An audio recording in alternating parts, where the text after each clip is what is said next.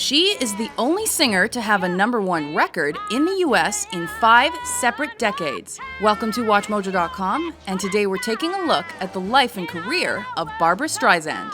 I am the greatest,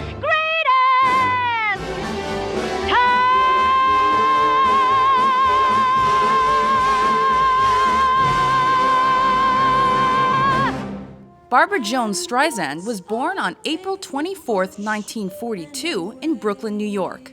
As a teen, she started singing in local nightclubs and acting in theatrical productions. In the early 1960s, she landed her first Broadway role in a musical called I Can Get It For You Wholesale. If he had any sense, he'd be in bed with a graduate nurse. Her Grammy-winning debut, the Barbra Streisand album, came out in 1963. This was followed by 2 extremely successful records, the second Barbra Streisand album and the third album. In 1964, Streisand returned to Broadway in the musical Funny Girl.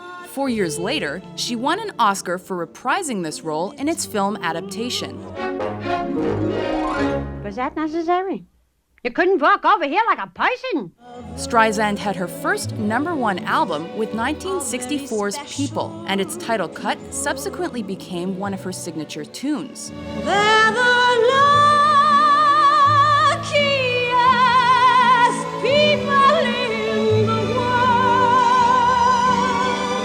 Up next was a string of highly successful albums that were tied in with television specials. The most significant was the Emmy-winning program My Name is Barbra, which helped turn Streisand into a star. I run and then I hop, hop, hop. I wish that I could fly.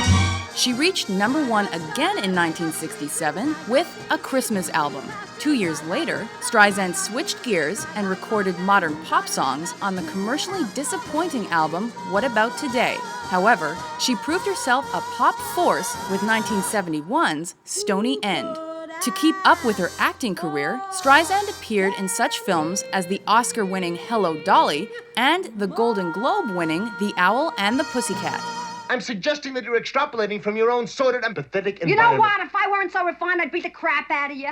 Her popularity only increased, and by the 1970s, she was proclaimed the most successful female singer in the US. Many of the hits that led to her extraordinary record sales came from the soundtracks of her films. Examples included the title cut from The Way We Were, evergreen love theme from A Star Is Born, and the main event from the soundtrack of the same name. I can't wait. I gotta celebrate.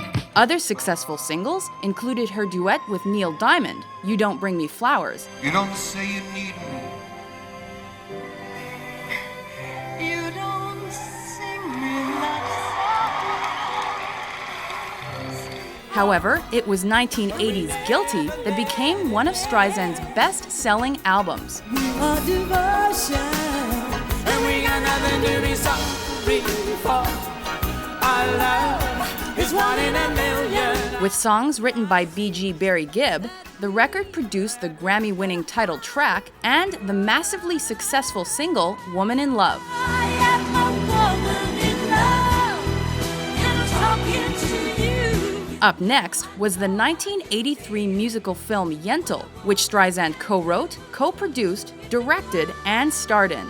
She became the first woman to win a Best Director Golden Globe as a result of this film. What do you think I did to her? I don't know. You kissed her, you caressed her, you held All her. right, all right. What? That. What? I did everything, just like you said. What else do you want to know? Did she make sounds? Did she scream? She did a little screaming, then she went to sleep. She went back to making music in 1984 with the effort Emotion. This was followed by 1985's The Broadway album. This record discarded the rock and disco vibe Streisand had adopted and marked a return to her musical theater roots. Quicksand in the clouds. What a surprise. Who could foresee? In 1988, she released the album Till I Loved You. In 1991, she directed, produced, and starred in the Oscar-nominated movie The Prince of Tides. You really pissed me off today. But you made me think about some things. Well, don't make it a habit or I'll have to start charging you. 2 years later, she was back at #1 on the pop charts with the album Back to Broadway. She also performed her first shows in over 25 years, having previously avoided touring due to stage fright. 1996 saw Streisand again take on jobs in front of and behind the camera.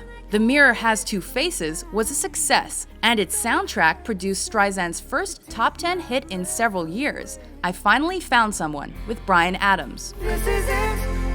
Oh, I finally found someone. Streisand had her 8th #1 album in 1997 with Higher Ground.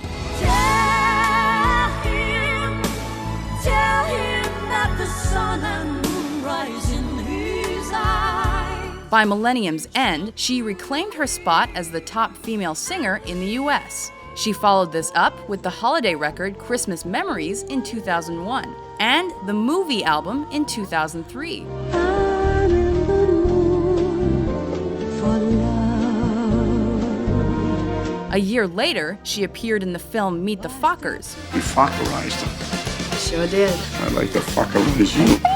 Then, in 2005, she collaborated again with Barry Gibb on the disc Guilty Pleasures. 'Cause it's so hard letting go, and it's so hard not to cry.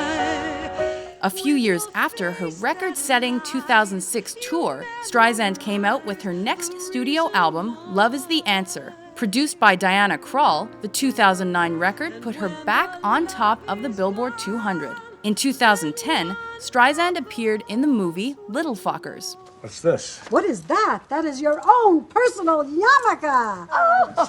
What are those little Jewish hats? With over 200 million albums sold and several Academy Awards under her belt, it is no wonder that Barbra Streisand is one of the world's most popular singers, as well as a critically acclaimed actress, director, and producer.